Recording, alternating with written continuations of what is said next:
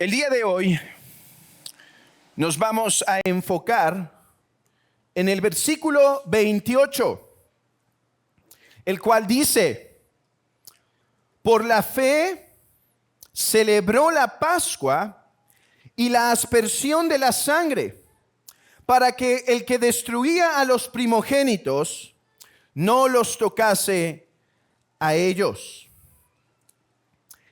En nuestra congregación, si no mal recuerdo, hay solamente 2 médicos, 2 doctores. En hecho, 2 hermanos que estudiaron medicina y se graduaron. No obstante, resulta algo muy interesante entre nosotros, que cuando uno está enfermo o uno ve a un compañero o hermano o amigo enfermo, resulta que en la congregación hay más de 2 doctores. ¿A quién no le ha pasado que trae una enfermedad constante y llega uno y llega otro y llega otro y tómate esto y tómate el otro y tómate aquello, y todos con muy buena intención? Pero uno se pregunta: ¿y por qué los doctores no se me acercan? ¿Por qué todos los otros doctores no graduados están sacando ahí sus deseos frustrados quizá? ¿O a quién no le ha pasado de forma semejante que uno va al doctor o pide una consulta y el doctor le dice lo que tiene que hacer? Y entonces ahí va la esposa con el esposo, y el esposo termina la consulta y le dice a la mujer: no me voy a tomar lo que dijo, no sabe lo que tengo. O yo no voy a comprar esa medicina, me va a hacer daño en otra cosa. O el doctor está mal, no estoy enfermo de lo que él dice. Hermanos, espiritualmente hablando, suele pasar lo mismo. Dios nos ha dado un medio de salvación. Dios nos ha dado un medio de preservación. Sí, nosotros creemos en que Dios nos va a preservar, pero creemos que Dios ha puesto medios para preservarnos hasta el fin. Dios nos ha dado medios para caminar triunfantes la vida cristiana, pero ¿cuántas veces no pensamos nosotros, o al menos actuamos nosotros, que sabemos más que Dios, que entendemos mejor que Dios, que nuestros métodos son mejores que los que Dios? Así le pasó a Adán. Dios le había puesto una forma para que Adán gozara de la visión celestial, pero Adán siguió los consejos de la serpiente y cayó. Dios ha guiado a los hombres para que puedan tener salvación, y los hombres constantemente rechazan ese medio. Dios ha puesto a su iglesia los sacramentos, la predicación de la palabra para fortalecer al creyente, y cuántas veces estos lo rechazan e ignoran porque creen saber más que Dios. Nos creemos más sabios que Él. ¿Cuántas veces la iglesia rehúsa la disciplina de la iglesia porque nos creemos más amorosos que Dios? Hoy quiero hablarles entonces de uno que decidió no saber más que Dios, o más bien que reconoció que éste no sabía más que Dios. Reconoció que él era una criatura, reconoció que Dios era fiel, reconoció que Dios iba a cumplir su palabra, como dice al final del versículo 27. Hoy vamos a ver la fe de uno que se mantuvo como viendo al invisible, creyendo las palabras del invisible, del eterno Dios. Y cómo vemos que este hombre creyó a Dios.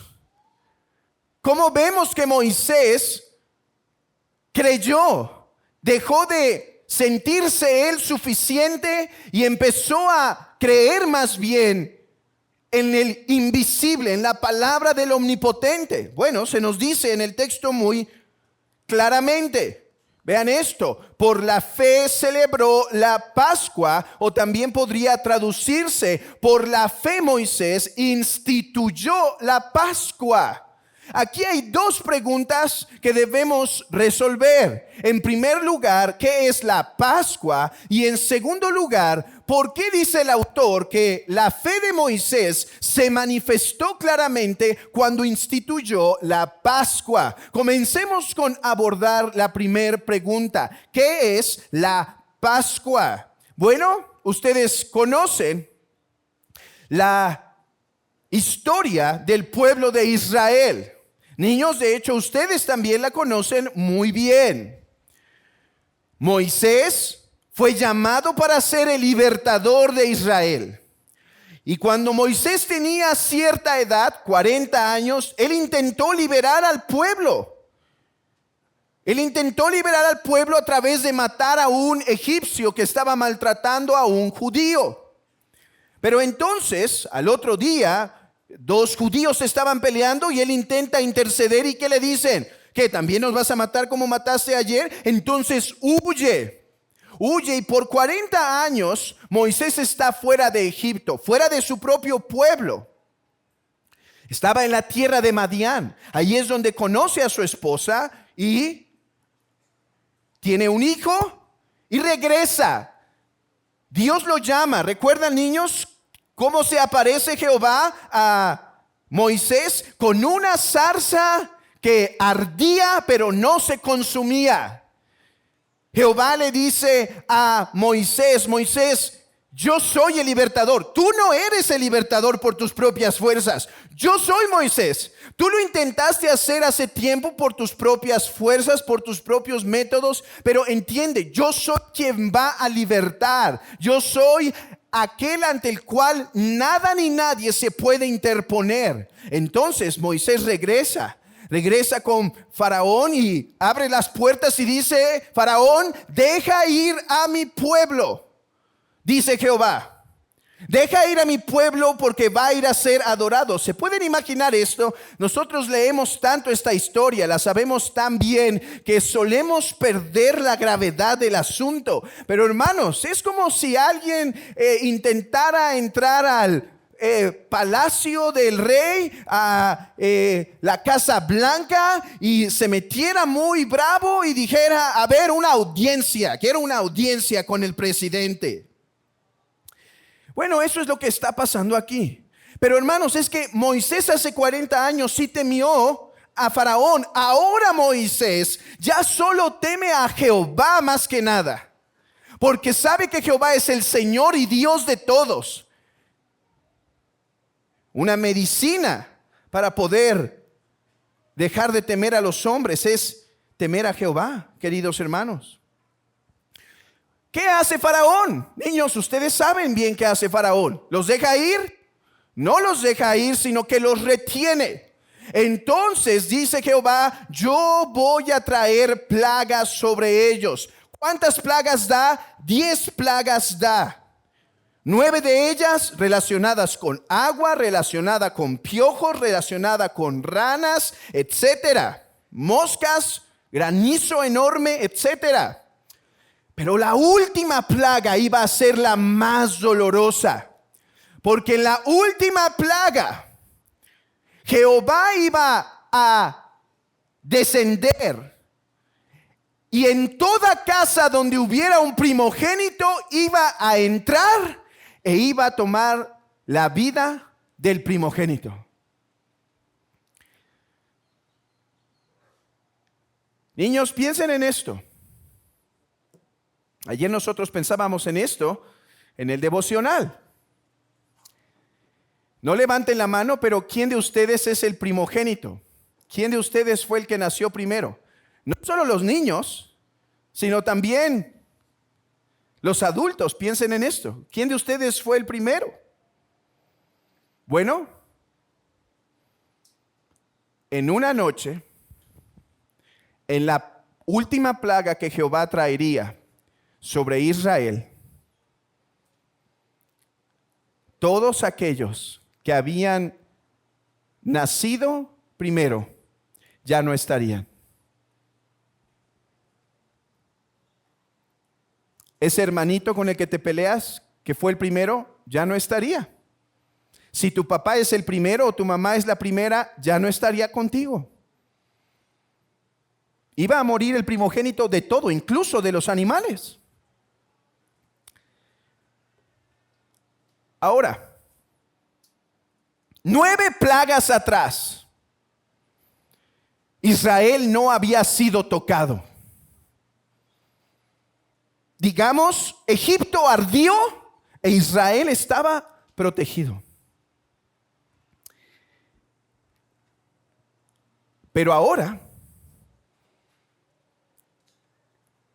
antes Israel no había hecho nada para ser protegido, pero ahora Jehová le dice a Moisés,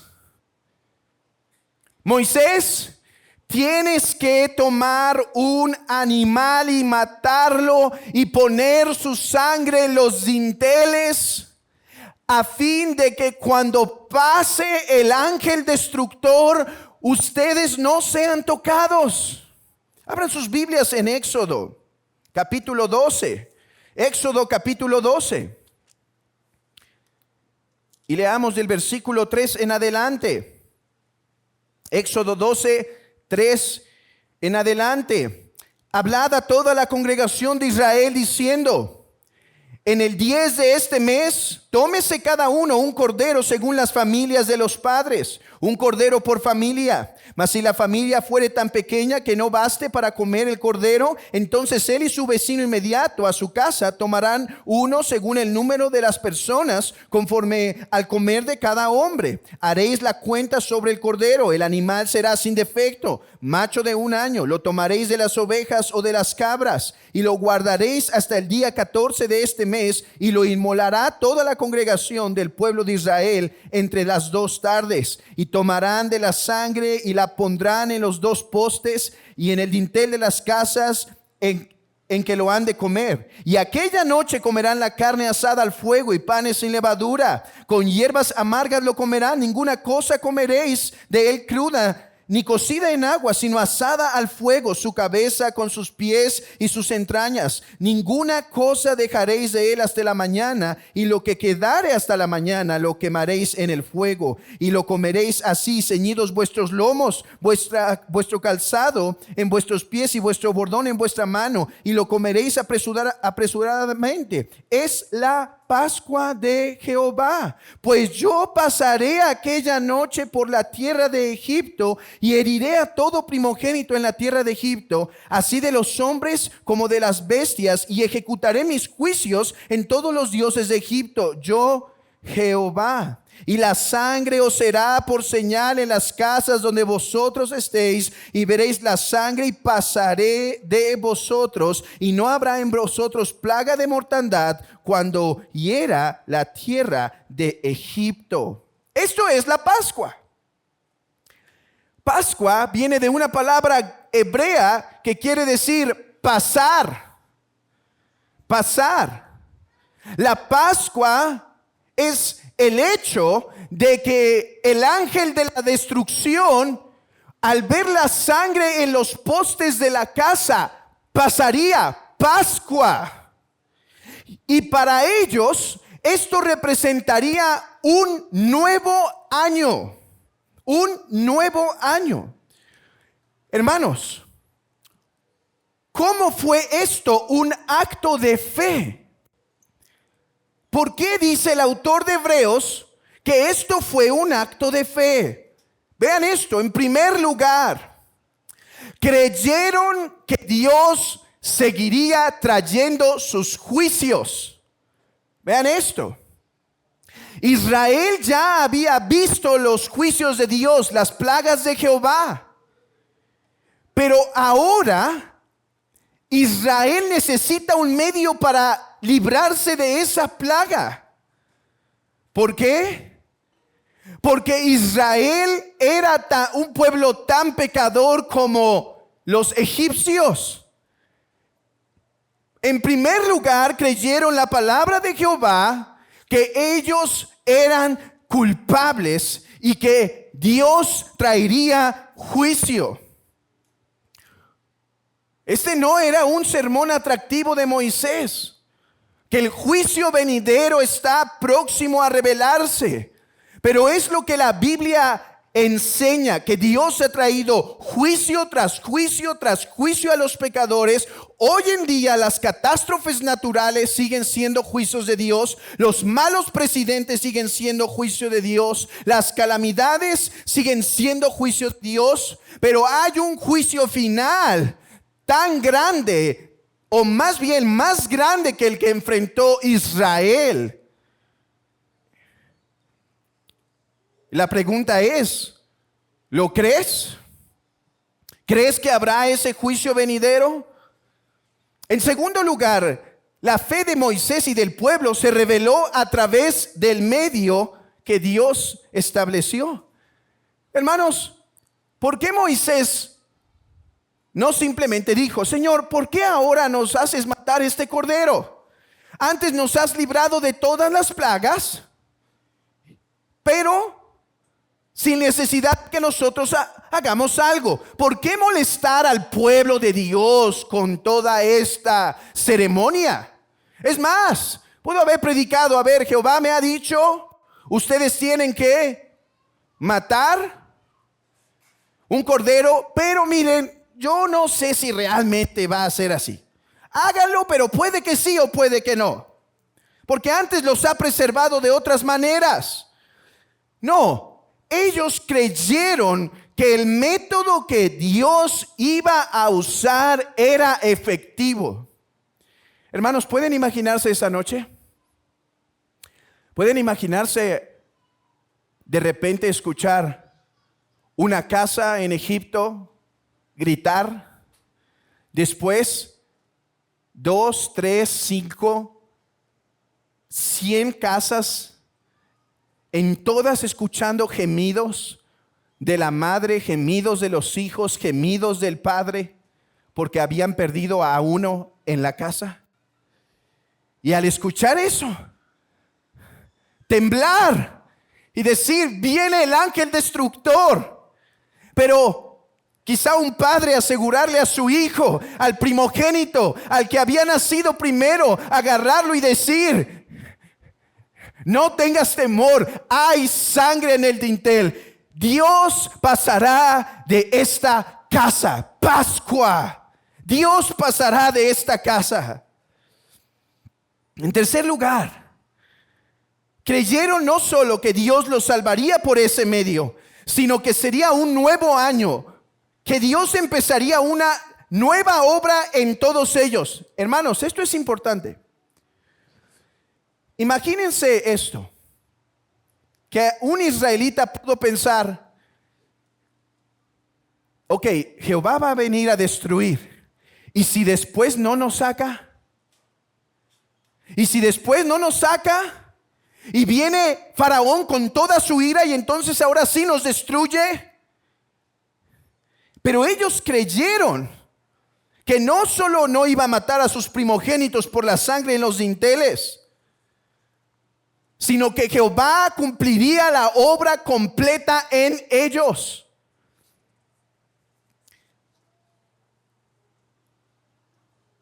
Ahora la pregunta es: ¿y qué tiene que ver estos con los creyentes del primer siglo que estaban sufriendo? Porque recuerden, la epístola fue dada en primer lugar, a los creyentes judíos, a aquellos judíos que habían creído en Jesucristo y ahora estaban sufriendo persecución por su fe. La pregunta es: ¿cuál es la aplicación? Dice que por la fe Moisés celebró la Pascua. Y alguien podría decir: ¿y eso cómo me alienta y me anima a mí, judío perseguido del primer siglo, a seguir adelante? Bueno, en primer lugar, vean, hermanos, que hay un paralelo. Vean esto. ¿Quién era Israel? El pueblo elegido de Dios que estaba siendo oprimido por el faraón. ¿Quiénes son estos judíos creyentes? El pueblo elegido de Dios que estaba sufriendo opresión, por el príncipe de este mundo, el diablo, a través de sus sirvientes, los hombres que no se rinden a sus pies. ¿Cuál es el llamado? ¿Cuál es el llamado? Imiten la fe de Moisés. Crean, hermanos, crean que el ángel destructor ya pasó de largo de su hogar. Crean que han sido librados del poder de Faraón, de la esclavitud, del poder del pecado. Esta es la aplicación para los cristianos del primer siglo y para esta iglesia 2000 años después. Hermanos, aférrense a la realidad de que su mayor problema ha sido resuelto y que el que comenzó la buena obra la terminará, la perfeccionará hasta el día de Jesucristo. Hermanos, ustedes, como el pueblo de Israel y como los judíos del primer siglo, ustedes ya han creído que los anuncios de la Escritura del juicio venidero no son historias de hadas, que es verdadero. Y ustedes, mis hermanos, ya han creído y ya han confesado que ustedes son pecadores, que todos nosotros merecemos el juicio de Dios. Pero nosotros, como Israel y como los judíos del primer siglo, hemos creído en la Pascua, en el Cordero Pascual, el cual fue sacrificado y su sangre puesta en los dinteles para que la ira de Dios pasara de nosotros. Es lo que hemos creído, hermanos. Juan dijo cuando vio a Jesús acercarse: he aquí el Cordero de Dios que quita el pecado del mundo. Es por eso que el apóstol Pablo en 1 Corintios 5 dice que Cristo, nuestra Pascua, ya fue sacrificado. Nosotros ya hemos creído en Cristo, ya hemos puesto sangre en nuestro pórtico.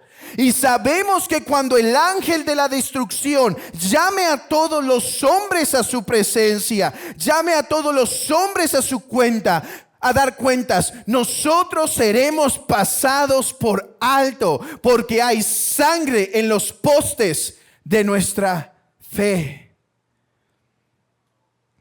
Mi amigo, déjame preguntarte algo. La imagen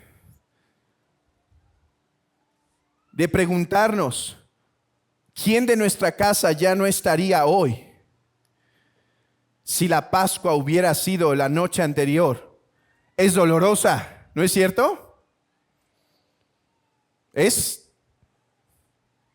Da escalofríos. Piensa que el hijo que ahorita le estás agarrando la mano, si hubiera sido la Pascua ayer y tú no hubieras puesto fe en los dinteles de tu casa, ese niño ya no estaría hoy contigo. O ese niño ya no tendría a su padre el día de hoy por ser el primogénito. Pero, querido amigo, más escalofriante debería ser saber que la hora viene cuando el Creador, por medio de su Hijo Cristo, aparecerá como el gran juez de la humanidad y llamará a todos los hombres a cuentas y llamará a cada uno delante del gran juicio del trono blanco, y su juicio será minucioso. Déjame preguntarte, ¿qué pasará contigo aquel día? ¿Habría muerte como la hubo en la casa de Egipto?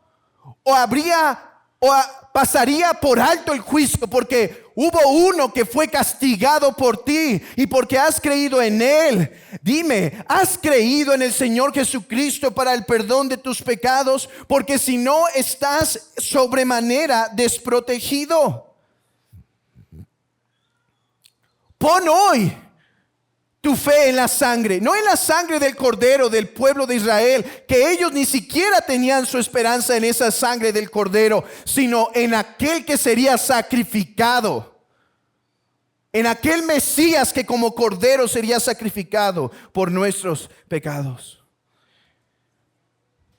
Entonces el apóstol les está diciendo, ustedes ya han creído estas cosas.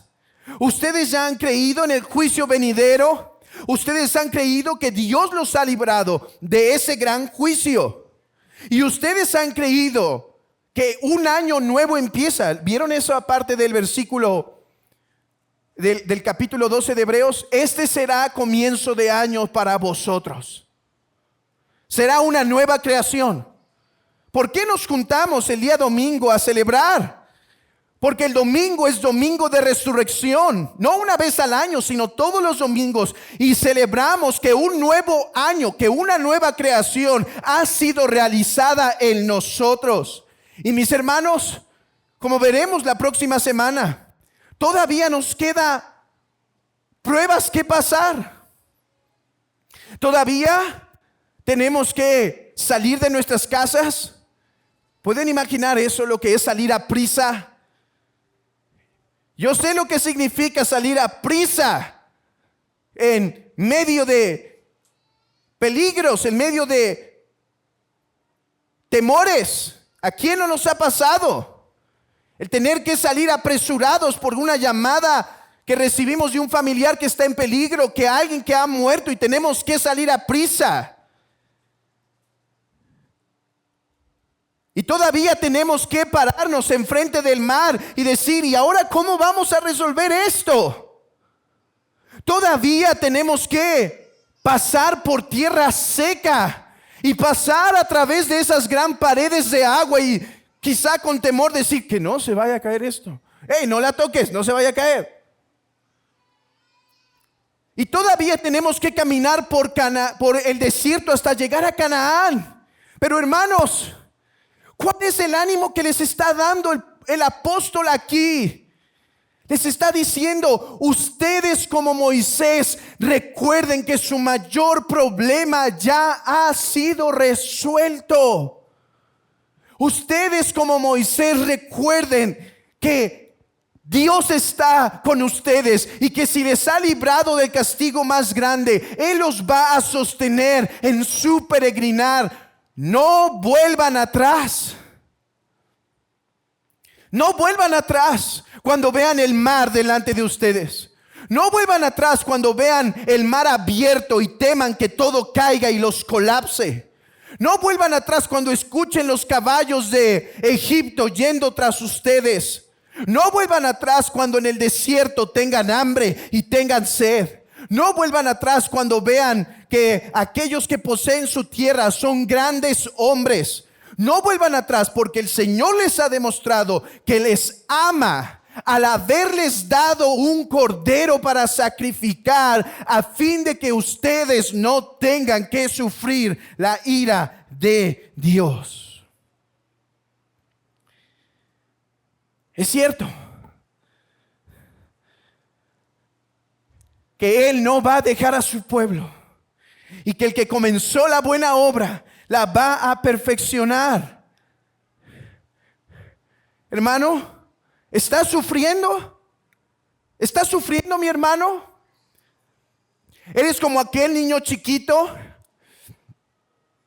que se ha puesto atrás de su padre al escuchar que el ángel destructor viene?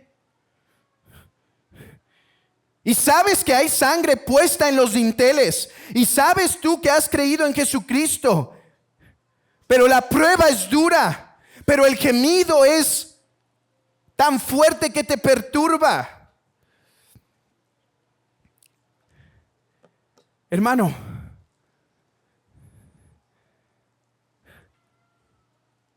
hoy recuerda que tu Padre Celestial te dice: no temas, que yo estoy contigo. No desmayes, que yo soy tu Dios que te esfuerzo. Siempre te ayudaré, siempre te sostendré con la diestra de mi justicia.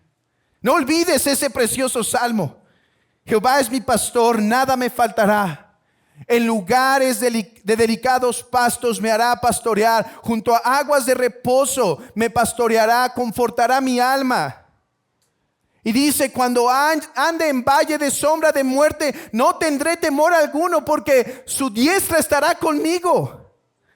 Aderezas mesa delante de mí, delante de mis angustiadores. Hermanos,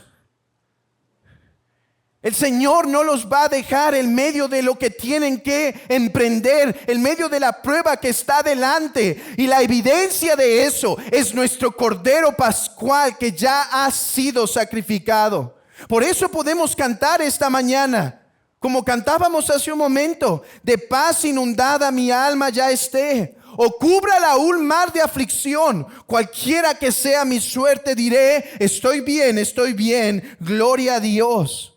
Ya venga la prueba o me tiente Satán, o mengue mi fe y mi amor, pues Cristo comprende mis luchas, mi afán, y su sangre obrará a mi favor. Feliz yo me siento al saber que mi Jesús libróme del yugo opresor.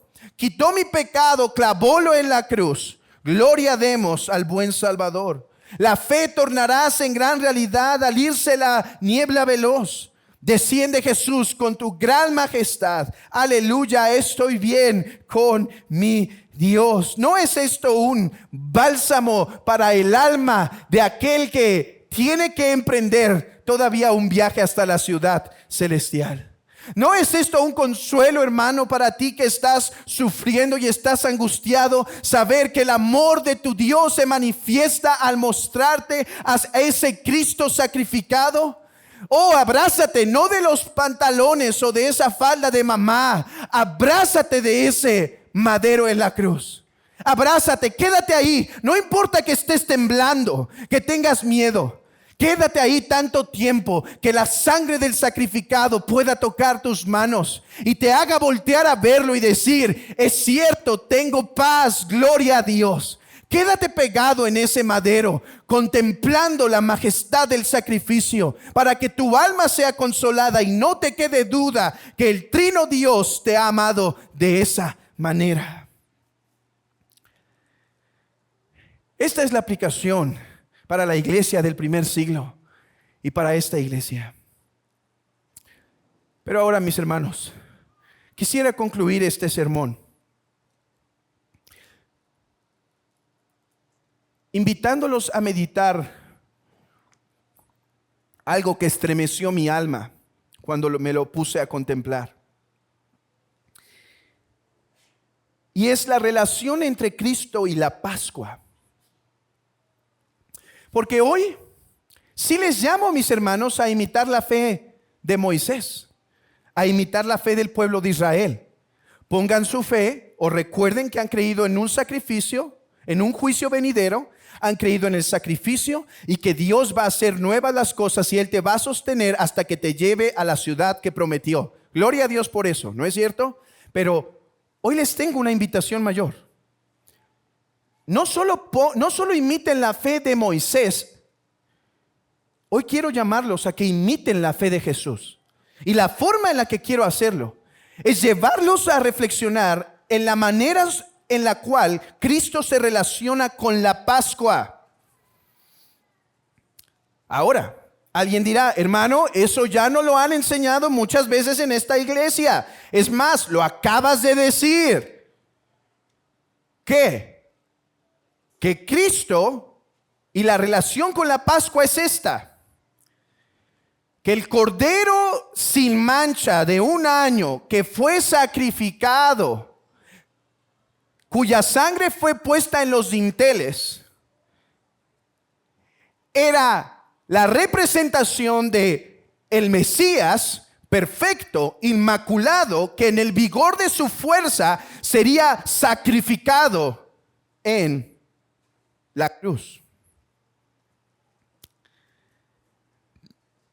Juan dijo: he aquí el Cordero de Dios que quita el pecado del mundo.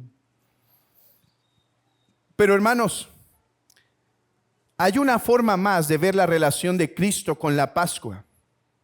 Y fue esa relación lo que quebrantó mi corazón al meditar en esto. ¿Cuál es esta otra forma? Hermanos, Hebreos 12 dice que Jesús, por la fe, se sacrificó. Abran sus Biblias en Hebreos 12:1. Hebreos 12:1.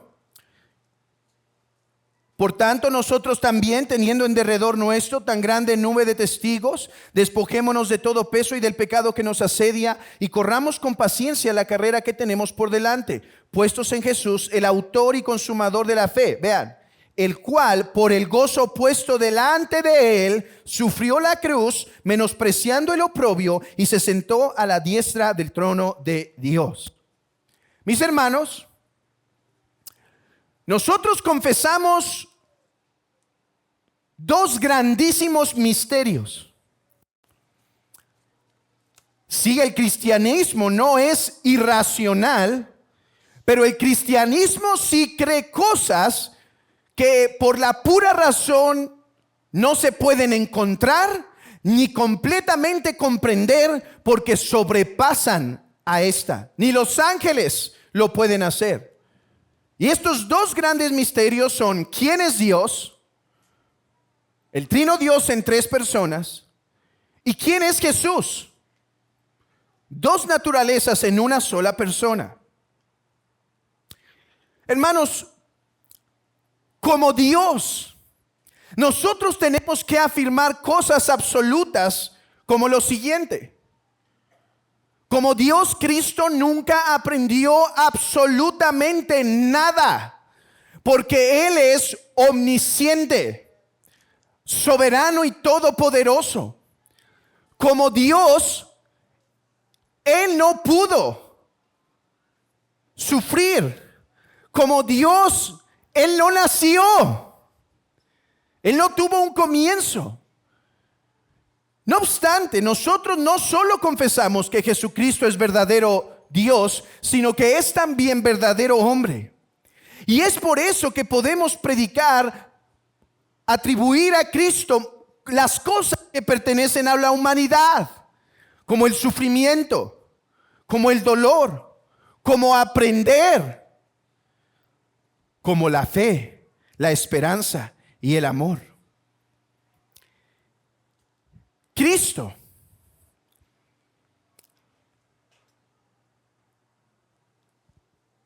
desde lo más temprano de su vida sabía que Él era el medio por el cual el Padre daría perdón a su pueblo. Sí, como verdadero Dios, Él no aprende nada, pero en cuanto a sus facultades como hombre, Él, de una forma milagrosa, tanto por ser el Logos eterno como por la llenura especial del Espíritu Santo, desde lo más temprano estaba consciente de quién era y a qué venía. Esto nos da la pauta para entender ¿cómo es la relación de Cristo con la Pascua? Que no solo es el cumplimiento, mis hermanos, sino que Cristo se entregó sabiendo de sí mismo que Él era el Cordero Pascual que el Padre había preparado para la redención de los pecadores. Niños, yo les he dicho esto antes. Hay una diferencia entre el cordero que sacrificaron, bueno, varias, pero esta es muy importante. El cordero que sacrificaron aquella noche y Cristo. Porque el corderito que agarraron para sacrificar aquella noche no sabía a dónde iba, no sabía a qué iba. No obstante, Cristo sabía que Él era el sacrificio Abran sus Biblias brevemente en Mateo 26. Mateo 26. Quiero enseñarles algo que en ocasiones no prestamos tanta atención de la cena del Señor. Mateo 26. Mateo 26, versículo 26. Me gusta lo que añade Lucas aquí. Dice que Jesús les comenta: ¿cuánto he deseado comer yo esta Pascua con vosotros? Ahora vean lo que les dice. Y mientras comía, tomó Jesús el pan y bendijo y lo partió y dio a sus discípulos y dijo: escuchen, tomad, comed. Esto es mi cuerpo. Y tomando la copa y habiendo dado gracias, les dio diciendo: bebed de ella todos, porque esto es mi sangre del nuevo pacto, que por muchos es derramada para remisión de pecados. Y os digo que desde ahora no beberé más de este fruto de la vid. Vean la fe de nuestro Señor. Hasta aquel día en el que beba nuevo con vosotros el reino del Padre. He aquí uno mejor que Moisés. Uno que sabía que Dios derramaría juicio sobre los pecadores. Uno que sabía que Él era el medio por el cual Dios apaciguaría su ira con los pecadores. Y uno que sabía que Dios cumpliría su promesa de darle perdón a los pecadores y que a Él lo resucitaría después de la muerte. He aquí uno que sabía del juicio venidero, que creía que Él era el medio apropiado para salvación. Y en tercer lugar, uno que sabía que el Padre haría nuevas todas las cosas. He aquí la fe, esperanza y amor de nuestro Señor Jesucristo en relación con la Pascua. Pero quiero llevarlos a un versículo más para prepararnos para recibir la Santa Cena. Si siguen el Mateo 26, solo den vuelta unas páginas hasta Mateo 27, 26. Mateo 27, 26.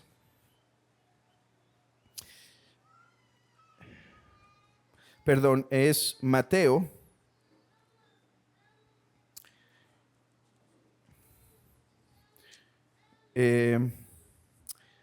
27, 46. 46. Dice el texto: cerca de la hora novena, Jesús clamó a gran voz diciendo: Elí, Elí, lama sabactani. Esto es: Dios mío, ¿por qué me has desamparado? Este es uno de mis textos favoritos en toda la Biblia, porque muestra una verdad, hermanos, en donde nuestras mentes simplemente se quiebran. Déjenme aclarar algo. En este clamor no enseña que en la cruz hubo una separación entre el Padre, el Hijo y el Espíritu Santo. La Trinidad es inseparable. Pero este texto sí nos enseña algo. Que en cuanto a las facultades físicas, emocionales y racionales de Cristo, su alma y su cuerpo verdaderamente sufrieron un sufrimiento indescriptible, una obscuridad, un consuelo que ya no tuvo en ese momento. ¿Y por qué me gusta ese versículo?, dirá alguno. Porque, hermanos, ese clamor es la razón de tu salvación y mi salvación. Recuerden que no fueron principalmente los golpes físicos. Fue el juicio en el alma de Cristo sobre todo, que es lo que nos ha dado perdón. Por eso amo tanto ese texto. Pero, hermanos, lo que debemos tener cuidado es de interpretar este texto en su plenitud. Porque a veces podemos dar a entender con este texto un tipo de desesperación en el alma de Jesús. ¿A qué voy? El texto que está citando Jesús es el Salmo 22. Y sí, el Salmo 22, el 60% del texto nos habla de los sufrimientos del Rey Salvador. Sí, este Salmo nos muestra que Jesús se identificó diciendo: yo soy aquel rey sufriente que por el bienestar de su pueblo sufre. David a veces fue así, a veces no. A veces tomó a una mujer que le convenía, mandó a matar prácticamente al que le estorbaba, y entonces tomó el corderito para sí. Bueno, Cristo es el mejor David. Cristo es el mejor David que como rey se pone por la vida de su pueblo. Sí, este salmo sí nos describe los sufrimientos de Cristo, pero hermanos, recuerden que cuando un autor del Nuevo Testamento citaba un versículo del Antiguo, ellos no tenían en cuenta el versículo. Recuerden que los versículos es una invención aproximadamente del 500 en adelante, después de Cristo. Cuando ellos citaban una porción, era para traer a memoria los pasajes enteros. ¿Y qué hay en el pasaje del Salmo 22? Que ya no tenemos tiempo de examinar, y espero algún día, cuando continúe con mi exposición de los salmos, llegar ahí. Pero el Salmo 22, el rey sufriente termina alabando a Jehová, porque él cumpliría su palabra, lo levantaría de los muertos y traería a sus enemigos al estrado de sus pies. Esto quiere decir que Jesús es un mejor Moisés. Lo vimos en la Santa Cena. Jesús, sabiendo que habría juicio, que Él era el medio y que Dios cumpliría sus promesas después de haber hecho el sacrificio. Y ahora en la cruz, en el momento más duro de la vida de Jesús, en el momento más angustiante de la vida de Jesús, en el momento en donde todo estaba oscuro, vemos a un rey salvador, sí, sufriendo, sí, en la más tremenda de las agonías, pero en medio de eso, confesando su fe, confesando ante todos que ni un momento él dejó tener fe, esperanza y amor a las promesas de su Padre. He aquí un mejor Moisés. He aquí un mejor ejemplo. He aquí un ejemplo inmaculado. He aquí un ejemplo perfecto. Al Hijo de Dios sangrando en el madero. Al Hijo de Dios sufriendo las agonías por los pecados de su pueblo, y en el momento más oscuro, sabiendo que su padre no le iba a fallar, sabiendo que su padre no lo iba a abandonar, sabiendo que su padre iba a estar con él en todas las dificultades, sabiendo que su padre, una vez que él entregara la vida, su padre preservaría su cuerpo y su alma y las volvería a reunir y recibiría coronas de gloria. Y el Padre aceptaría ese sacrificio como aceptado. Mis hermanos, hoy les llamo a imitar la fe de Moisés, que habiendo puesto la esperanza en el medio que Dios ha dado, sepamos que Él nos va a sostener en nuestro peregrinar. Pero hoy les llamo, más que imitar a la fe de Moisés, imitar la fe de Jesús, el cual, por el gozo puesto delante de él, sufrió el oprobio, menospreciando la cruz. Y estando en el momento más angustioso de su alma, él clamó a su Padre por los dolores de su alma, pero él sabía que su Padre allí lo sostenía. Iglesia, grande es el amor de Dios, y tú estás en sus manos. Si has creído en Cristo, tú eres hijo de Dios y estás en sus manos. Sé consolado al contemplar los dinteles sangrantes y aquel que sangró allí, resucitado por su pueblo. El que tiene oídos para oír, oiga lo que el Espíritu dice a su iglesia. Oremos.